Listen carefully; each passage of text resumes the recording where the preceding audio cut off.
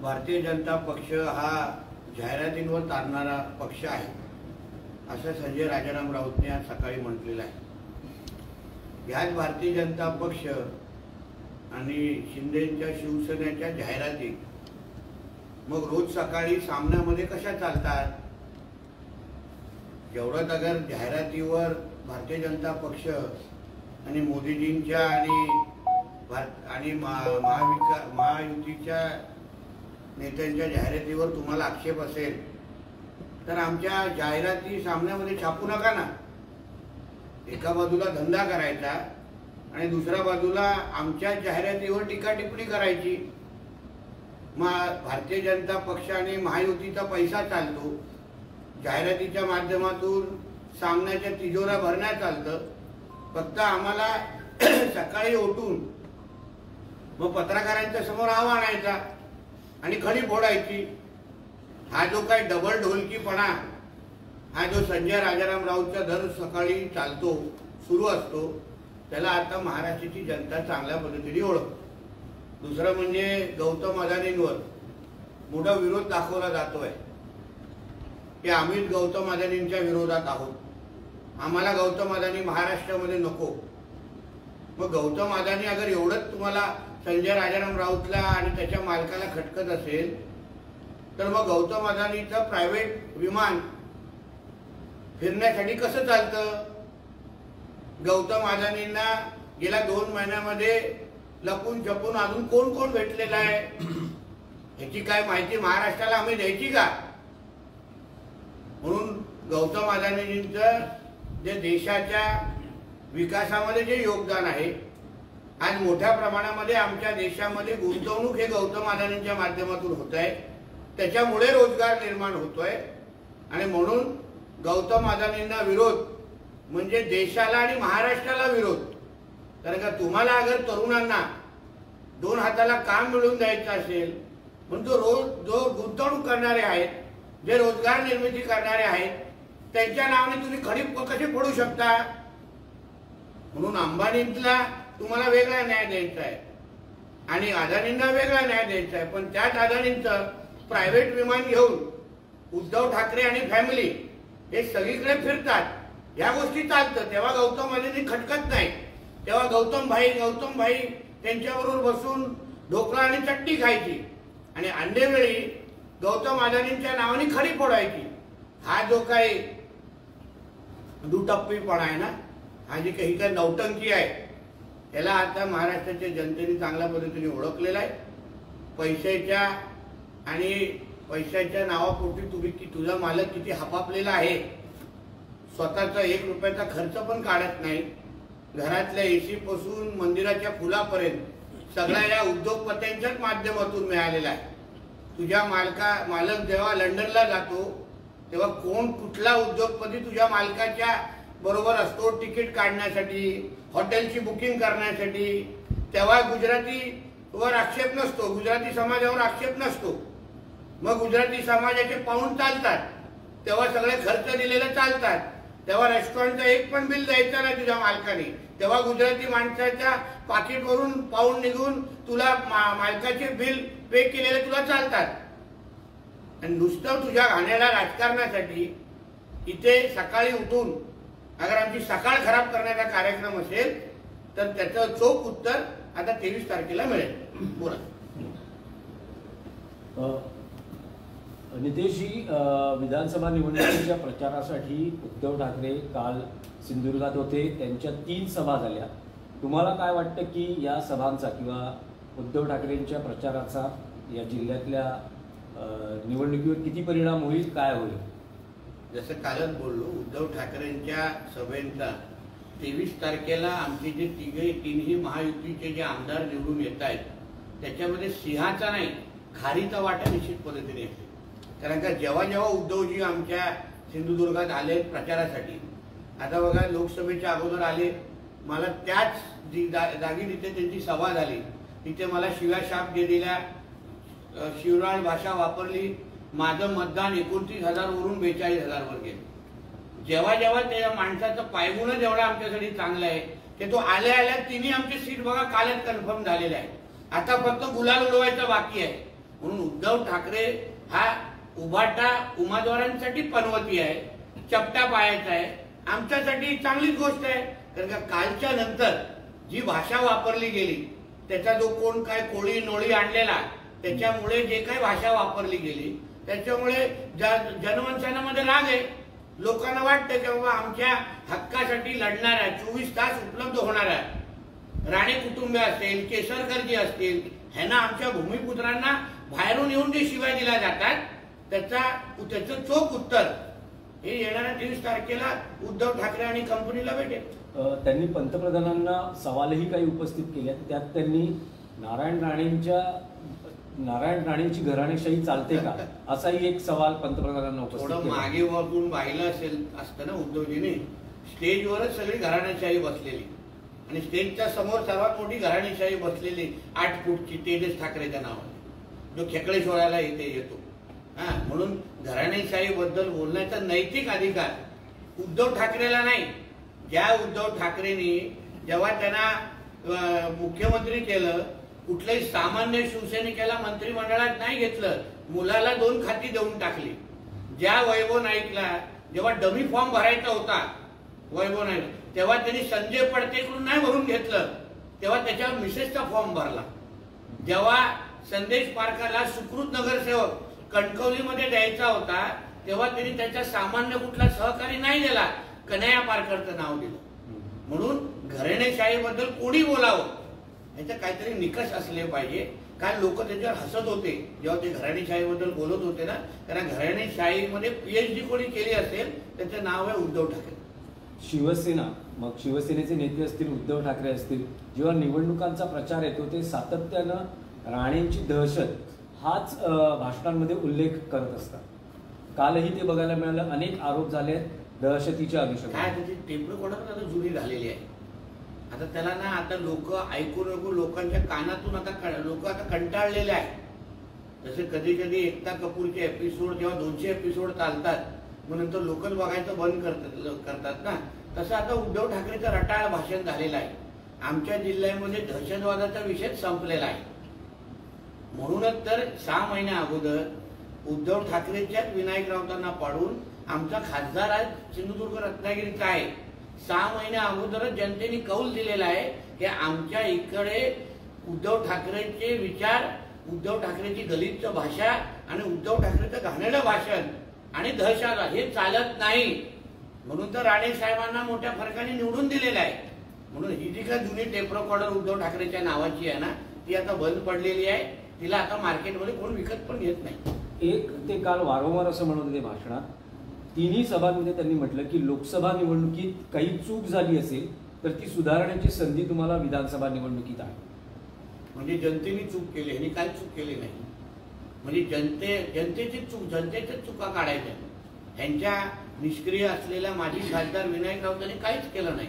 ह्यांच्या 10 वर्षामध्ये 8 वर्ष सत्तेमध्ये असलेला वैभव नाईकांनी काहीच केलेलं नाही. आणि काल मोठं निष्ठावान बोलत होते.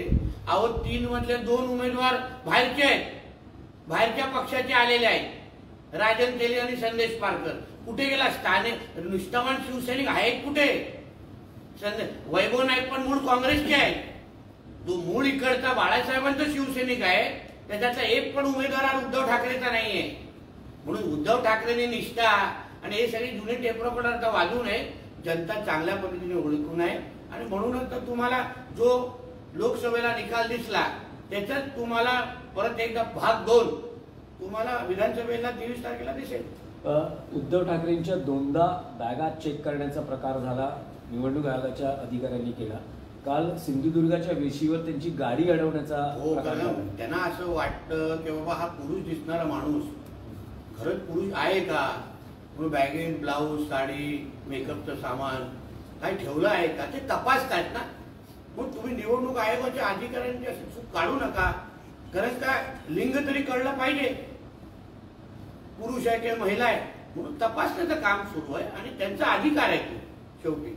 म्हणजे आम्ही आचारसंहितेच्या काळात, निवडणुकी आचारसंहितेच्या काळात सगळे अधिकार हे निवडणूक आयोगाचेच असतात. आमच्या कपड्यापासून, आमच्या गाड्यापासून, आमची दुकानापासून, ऑफिसपासून सगळं तपासण्याचं काम अधिकार हा निवडणूक आयोगालाच आहे का हो?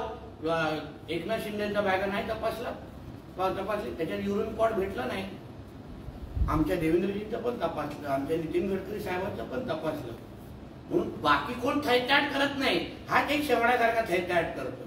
कारण का मुळामध्ये बॅगेमध्ये जे ठेवलेलं जे काही, जसं तुम्हाला एवढं ब्लाऊज साडी बिडी काय चुकून अगर बाहेर आलं उगाच लोक हसतील ना. पूर्ण चालवा मध्ये ऑल इंडिया एकता फोरमने या निवडणुकीत मवियाला पाठिंबा देण्याचं जाहीर केलंय.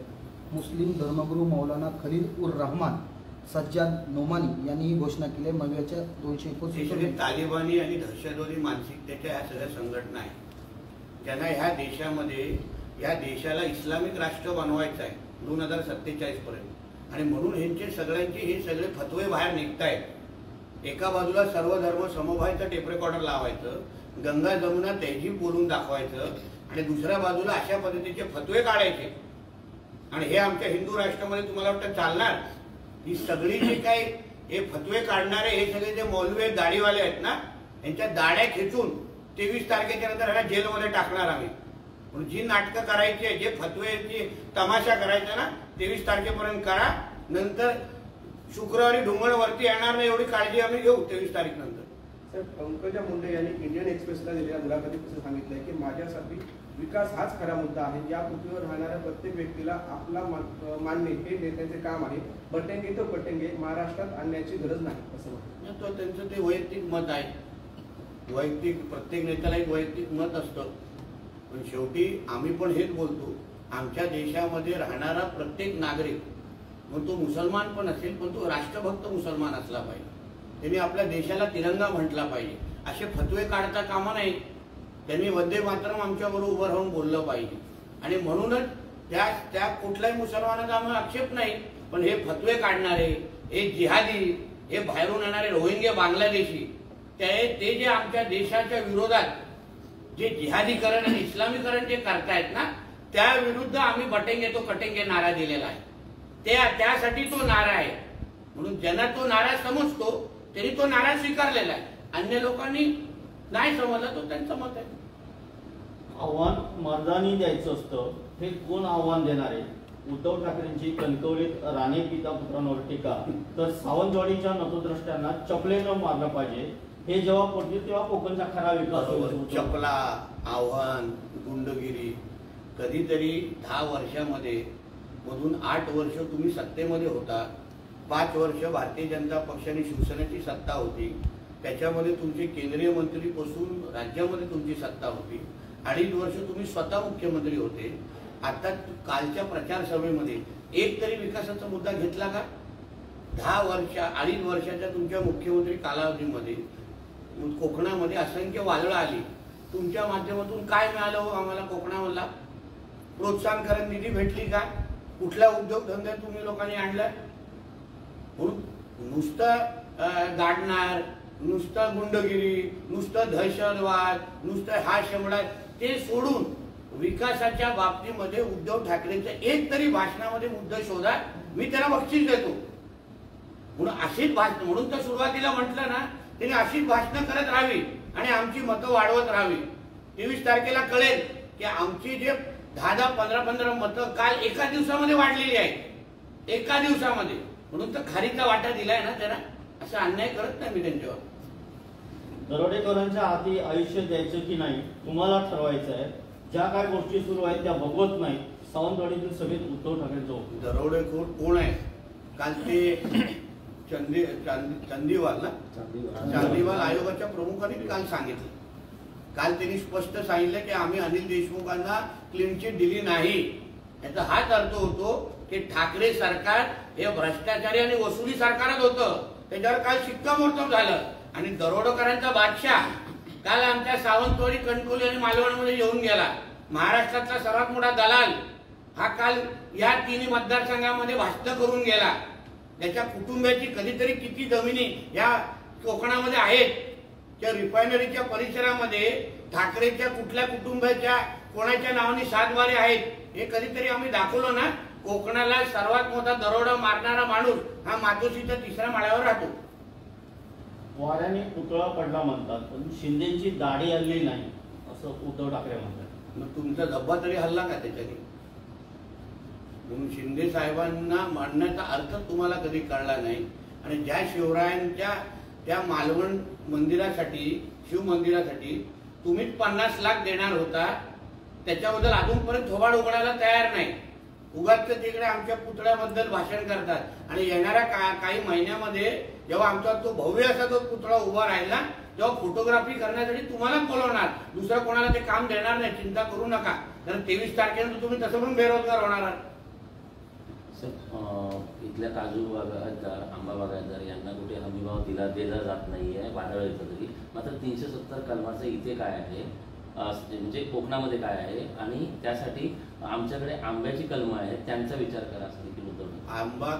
आंब्याच्या कलमासाठी, काजू कलमासाठी, सुपारीसाठी, मच्छीमारीसाठी या 2-2.25 वर्षाच्या आमच्या महायुतीच्या कारकिर्दीमध्ये ना असंख्य महत्वाचे निर्णय घेतले गेले.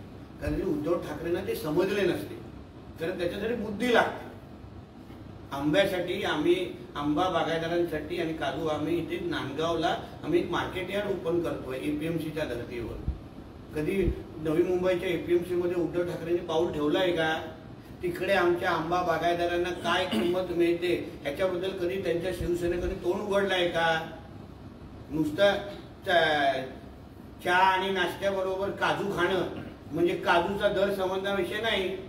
आता काल मी ऐकलं बॅगा भरून काजू घेऊन गेलेत मुंबईला फुकट.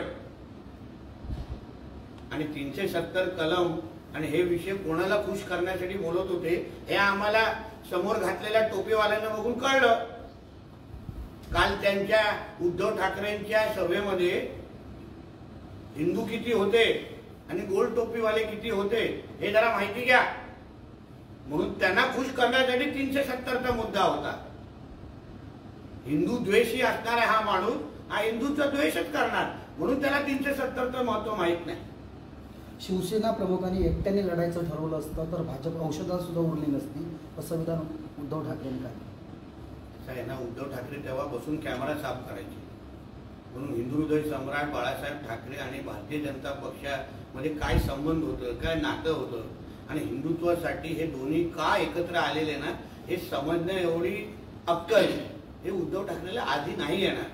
कारण तेव्हा जेव्हा बाळासाहेबांनी आणि भारतीय जनता पक्षाने युती केली तेव्हा उद्धव ठाकरेंचा राजकारणाशी काही संबंध नव्हता, कॅमेरा साफ करेपर्यंतच होता. म्हणून त्यांनी बाळासाहेबांच्या संदर्भात एवढी मोठी मोठी वक्तव्य करू नये. पक्ष निर्माण करायला अक्कल लागते, पक्ष फोडायला अक्कल लागत नाही. शरद पवारांची देवेंद्र फडणवीस पवार साहेबांवर बोलणं उचित नाही. त्याच्यासाठी उत्तर देण्यासाठी आमचे वरिष्ठ देतील.